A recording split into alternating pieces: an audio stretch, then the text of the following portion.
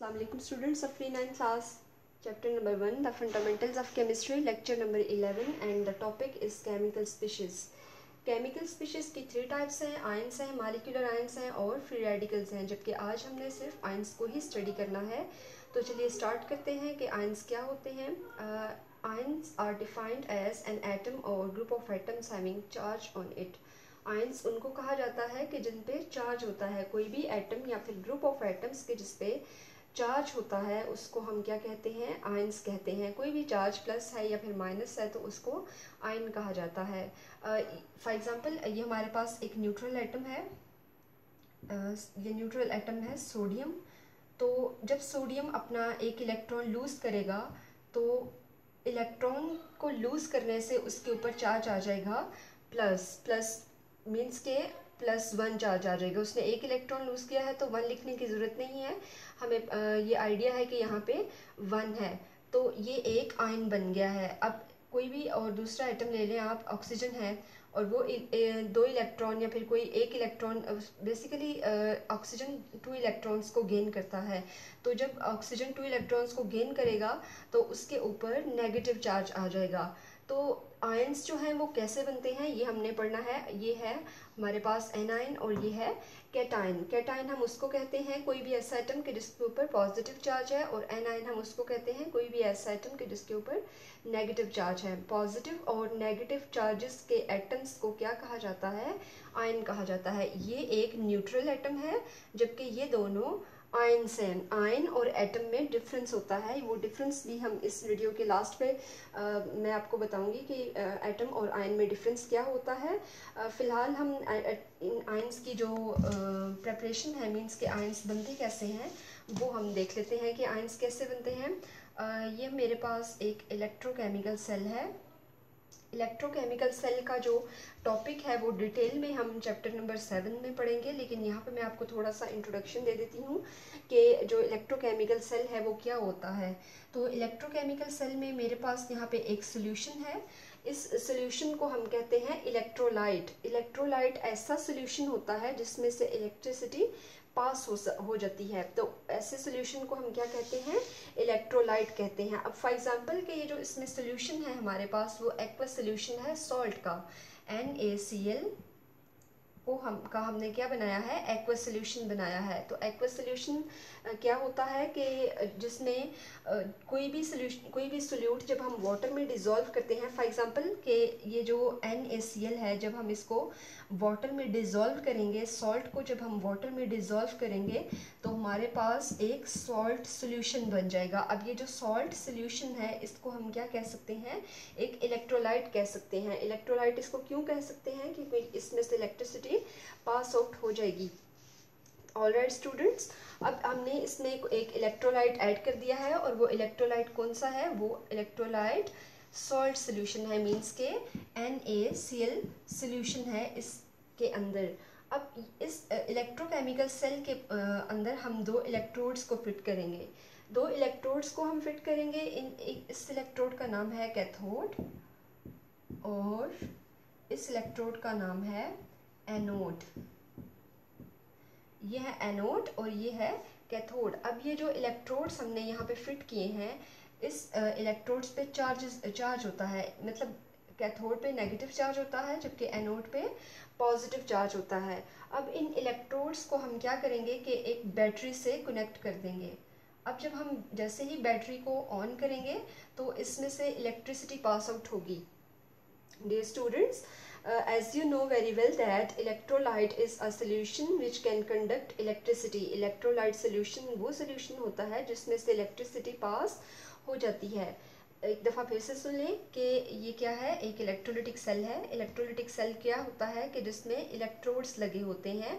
Electrolytic cell के अंदर एक सोल्यूशन है, उस सोल्यूशन को हम क्या कहते हैं, इलेक्ट्रोलाइट कहते हैं। उसमें सोल्यूशन कौन सा है, NaCl, सोडियम क्लोराइड का एक्वस सोल्यूशन है, मींस के NaCl के साथ हमने वाटर मिक्स किया हुआ है।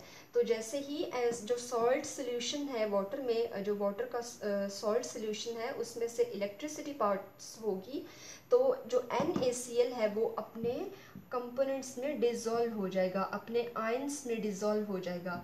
तो सोडियम पॉजिटिव और क्लोराइड नेगेटिव आयंस बनेंगे। अब ये हमारे पास क्या आ गए हैं, आयंस आ गए हैं। ये पॉजिटिव आयन है और ये नेगेटिव आयन है। अब ये जो पॉजिटिव आयन है प्लस चार्ज है और जो नेगेटिव आयन है उस पर क्या चार्ज है, माइनस चार्ज है। इसको हम कैटायन कहेंगे और इसको हम एनायन कहेंगे।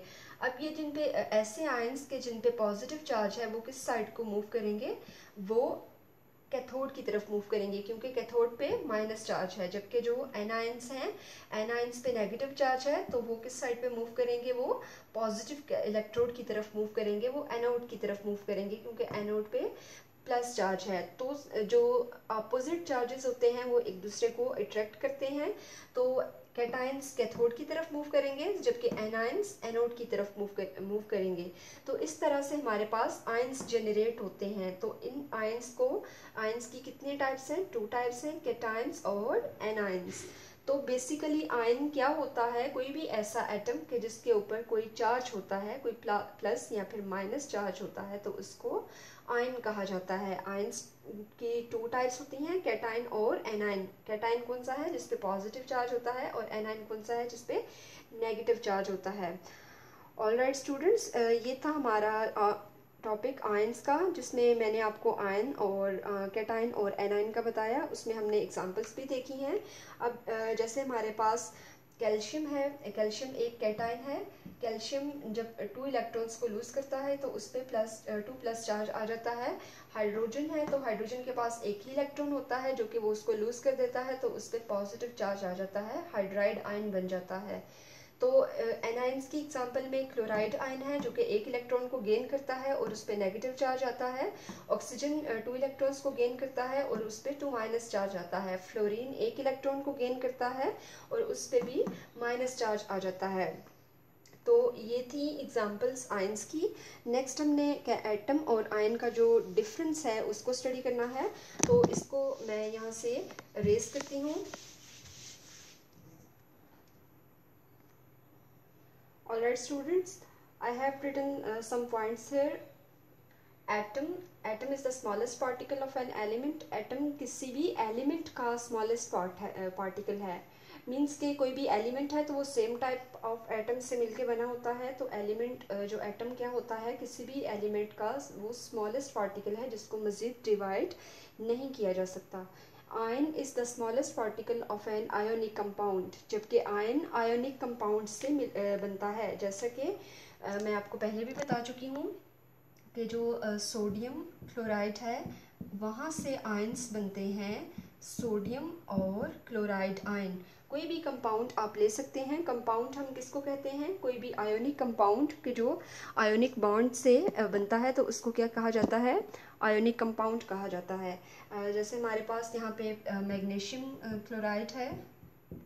इसके अलावा कोई भी ये मैग्नीशियम क्लोराइड जो है आयोनिक कंपाउंड है, तो ये कौन से आयंस बनाएगा, ये मैग्नीशियम और क्लोराइड आयन बनाएगा।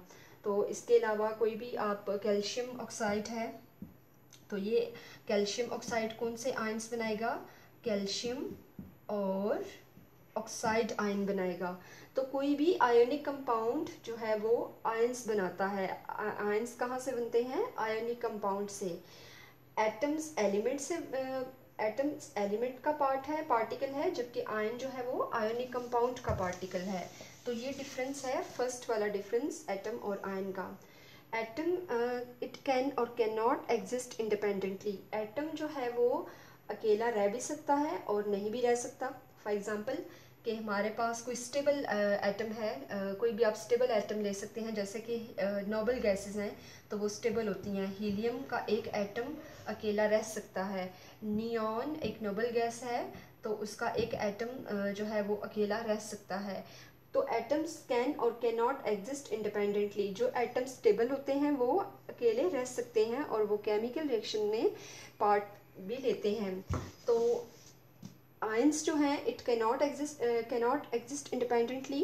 आयंस अकेले नहीं रह सकते क्योंकि उन पे चार्ज होता है, तो वो अपने अपोजिट जो चार्ज होता है, जो अपोजिट चार्ज है उसको सराउंड कर लेते हैं। फॉर एग्जांपल के सोडियम पे पॉजिटिव चार्ज है तो इसको सारे नेगेटिव जो आयंस होंगे वो सराउंड कर लेंगे। अगर कोई नेगेटिव चार्ज है, जैसे क्लोराइड है, तो क्लोराइड नेगेटिव चार्ज है तो उसको सारे पॉजिटिव जो है वो सराउंड कर लेंगे। उसको सोडियम सराउंड कर लेगा, सोडियम को क्लोराइड सराउंड कर लेगा। तो इस तरह से आयंस जो हैं वो एक दूसरे को सराउंड कर लेते हैं, वो सराउंडेड है by opposite charges. Atoms are electrically neutral, atom पे कोई चार्ज नहीं होता। फॉर एग्जांपल सोडियम हाइड्रोजन है, तो हाइड्रोजन के पास एक इलेक्ट्रॉन है, ना इसने कोई दूसरा इलेक्ट्रॉन लूज किया गेन किया है, ना ही इसने ये वाला इलेक्ट्रॉन लूज किया है। तो यहाँ पे हाइड्रोजन पे कोई भी चार्ज नहीं है। ऑक्सीजन है तो ऑक्सीजन के पास 8 इलेक्ट्रॉन्स होते हैं टोटल। तो यहाँ पे ऑक्सीजन ने ना तो 2 इलेक्ट्रॉन्स को गेन किया है, ना ही किसी इलेक्ट्रॉन को लूज किया है। तो इस कंडीशन में वो एक एटम है, जबकि उसके ऊपर कोई भी चार्ज नहीं है, वो न्यूट्रल है, ना पॉजिटिव है और ना नेगेटिव है। जैसे ही वो 2 इलेक्ट्रॉन्स को गेन करेगा तो उसके ऊपर क्या चार्ज आ जाएगा, 2 नेगेटिव। तो अब ये क्या बन गया है, आयन बन गया है। तो जो आयन्स होते हैं उन पे नेट चार्ज होता है, या तो उन पे पॉजिटिव चार्ज होता है या फिर उस पे नेगेटिव चार्ज होता है। तो स्टूडेंट्स, ये था एटम और आयन का डिफरेंस। नेक्स्ट लेक्चर में हमने मॉलिक्यूलर आयन पढ़ना है, फिर मॉलिक्यूलर आयन और मॉलिक्यूल का डिफरेंस भी देखेंगे। तो आज का लेक्चर यहाँ पे ख़त्म होता है। अल्लाह हाफिज़।